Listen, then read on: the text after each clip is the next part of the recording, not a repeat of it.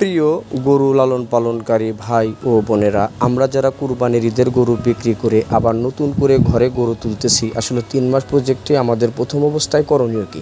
আপনি যদি 60 থেকে 70 কেজি লাইভ ওয়েটের একটা গরু ক্রয় করে থাকেন, তো প্রথমে 2টা এন্টিওম যে ক্রিমির ট্যাবলেট আছে, এই ক্রিমির ট্যাবলেটটা ব্যবহার করবেন। ওজন বেশি হলে মানে 3টা ব্যবহার করবেন। লিভার টনিক ক্রিমির ট্যাবলেট শেষ হলে আপনি ব্যবহার করবেন লিভার টনিক, এটা ভেষজ লিভার টনিক 1 লিটার ব্যবহার করবেন একটা গরুর জন্য।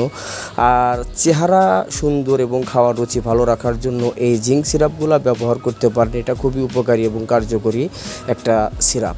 আর পাশাপাশি যদি কেউ স্বাস্থ্যসম্মতভাবে মোটাতাজা করতে চান, সেক্ষেত্রে ভিটাসন গোল্ড যে মাল্টিভিটামিন সিরাপ আছে, যে কোনো ফ্যাট পাউডার দিয়ে ব্যবহার করতে পারেন। এবং আপনি চাইলে জিপিবল সিরাপ এশিয়া অ্যাডভেন্ট লিমিটেডের এটাও ব্যবহার করতে পারবেন।